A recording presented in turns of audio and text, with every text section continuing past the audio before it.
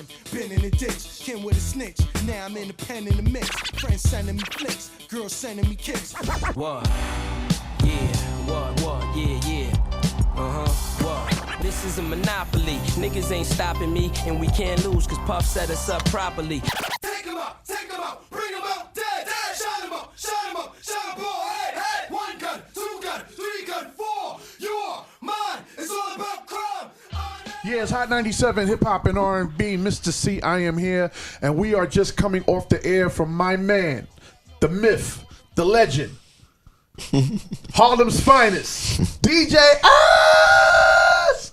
DJ SNS just did his thing on Black Fist Friday. My dude SNS was good, my dude. Oh man, thank you, man. You had fun doing the mix today? Of course, man. Now, for people that don't know the history of DJ SNS, let everybody know how you got started, and you know what I mean. How you came up? I came up doing the mixtapes, during the Ron G doo-wop era, right?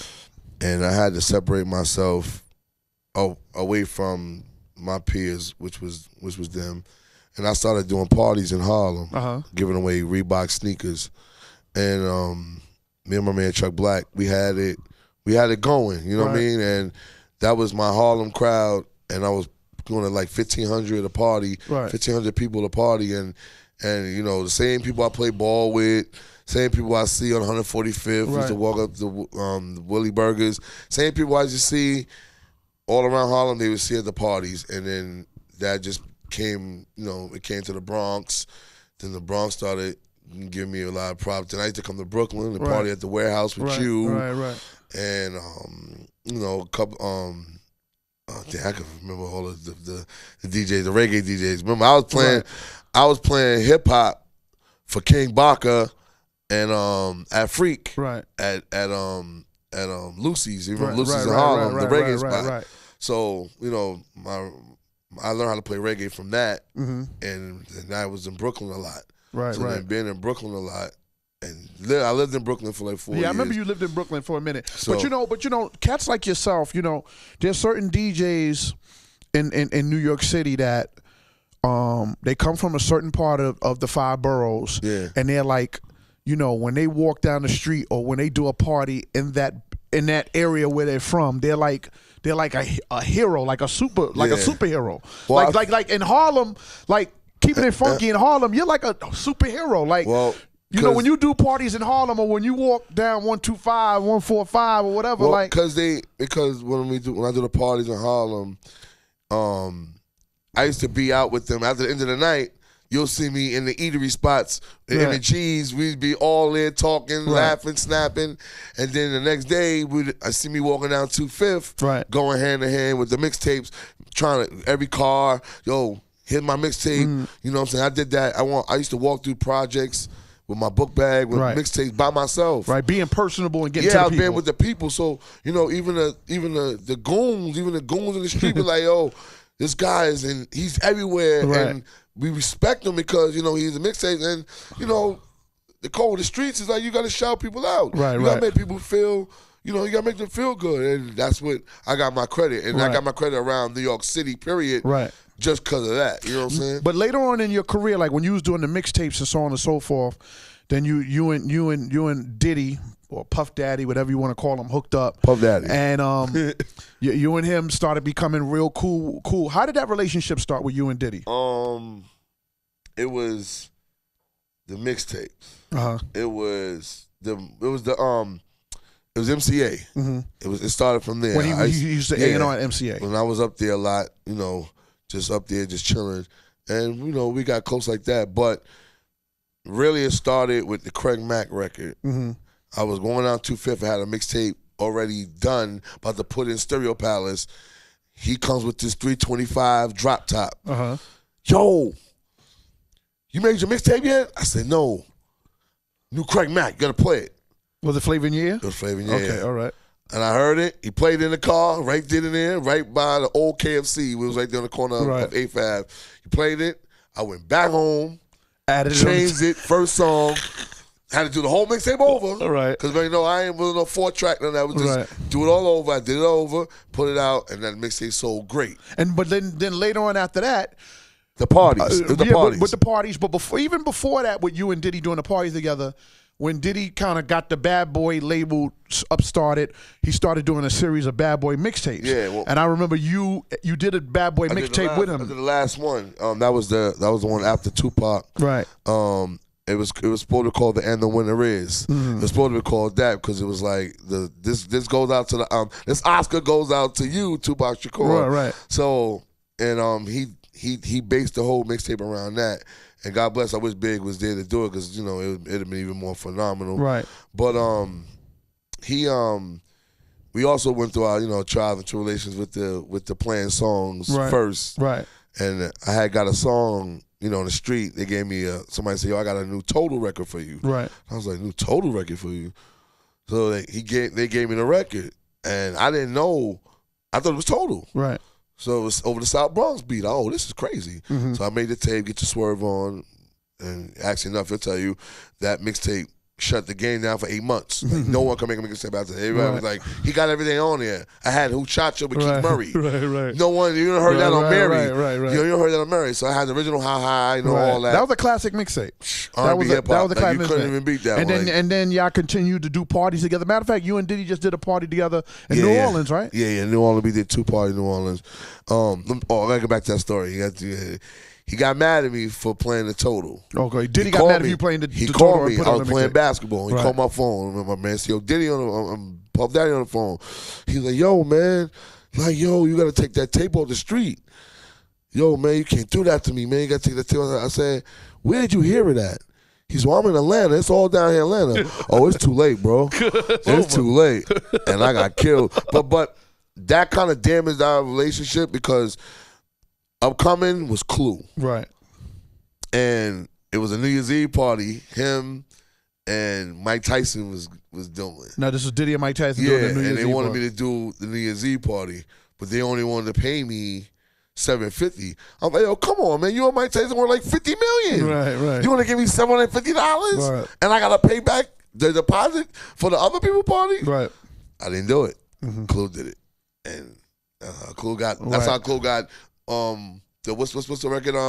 More Money, More Problems. Right. And all that for that one tape. Then he started getting exclusive. Yeah, then he, Got you. And it was over. So me and him, we still family, you know what I'm saying? And whenever Puff have a record or even Puff have a party, they always call me to rock because he knows that I'm gonna take it to a different level. Right. Like this weekend, this past, you know what I'm saying? He didn't want to, he didn't want to touch the mic too much. He wanted to just chill and have fun.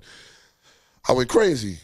I went crazy. I had Minnesota, I had Laurel, Texas in there, I had Alabama. There's like about 800 people in there. They rocking. Right. He sent the bottle down to me. Right. You know what I'm saying? Usually when Diddy sends you a bottle, it's like you doing your thing. Right. So then James Cruz like, you're doing your thing. So. But and you're also a Ciroc boy, so you're down with Ciroc boy, and then you're down with Monster with Monster Meek Mill. DJ, yeah. You're Monster DJ with Meek Mill's. The GOAT. Can you show everybody the Meek Mill, the 24K headphones, real quick? Of course. How did you get down with that? Big Hugh from DigiWax. Okay. He's he took over. You know him Sincere? He used to be with Sincere Thompson? No, the other not that Thompson. Okay. No. Sincere Light Skin Sincere used to be with Beats. Oh, okay, got you. He's now with Monster. So Right. So those are the 20 with these the 24K, the Meek Mill joints. the most sought out headphones in the game right now. Yeah, they These are the most sought out. The most sought out. Definitely. And I got these. I was in a cab going to my hotel this weekend in New Orleans. So my wife said, "Yo, this guy got those headphones on," and I looked. I said, "Hold on, that's Sincere. Hey, yo, Sincere, yo." He came, "Yo, ask what up. Take those off, dogs. Take those. I need those. Come on." And me and him go way back. So he said, "You know what, S?" He's like, "S here, S." He took them off his head and gave them to me. Wow. He said, "I just put them on today just to come outside with them." That's crazy. And I wore them all day. And you know how many people, out of town, they look at you crazy. You know what? These my first time seeing them in person when I seen you DJ for Blackfish Friday. Every DJ needs these because it makes us look 10 times attention span at a party. They look at us like, those is crazy. Crazy. Now you got your son here, SNS, the rapper. Yeah. It's DJ SNS, and you got SNS the rap. I want you to pass the mic to your son as I talk to your son, because you know I know your son been making a lot of moves. Oh, he got a mic. I know you know S. You've been doing your thing in the street. Yeah, man. Getting your grind going, mixtapes and so on and so forth. Right. For people that don't know about you as a rapper, tell everybody about yourself, man. It's your boy SNS, repping Harlem World. You know what I mean?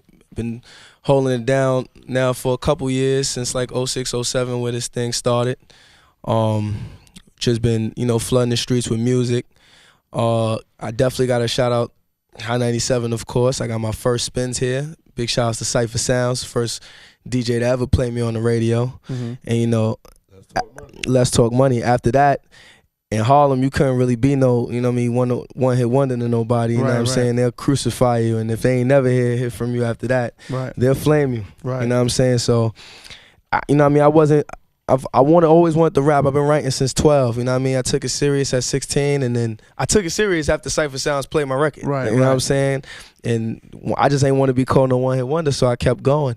And I was putting out a lot of club records at the time. You know, Harlem was big at the time. A lot of Web was popping. Party songs. You know what I mean? And you know what I mean? I wasn't big on that. You know what I'm saying? But I was in them parties, and that's what was going on. That's what was going on at the time. You know what I mean? And as time went by, we got some okays from labels, we got some shutdowns. It kind of discouraged me it made me look at what music I was actually making, and you know what I mean, I felt like that wasn't me. So I went back, and I ain't put out no records at a certain point in time. I just kept bodying freestyles and getting my pen game back to where it was, because at 12 I was doing a lot of conscious rap. I wasn't really, you know what I mean, doing too much of the flamboyant rap. But when I let my pops hear a lot of my lyrics, he's like, you know, this is all cool and all, you know what I mean, but you from Harlem, you feel me? You got, you know what I mean? I want to hit, and it was Mace time. It was Mace time, you know what I mean? So, and I was a handsome guy, so you know what I'm saying. It was we had to do it for Harlem. Well, I gotta say to you, and I said this on the air, like throughout the years since you first started up until now, you definitely progressed as a lyricist, and your lyrical skills have sharpened, and you definitely have progressed. And you got this record that S played, that your father played for Blackfish Friday, called Game 6.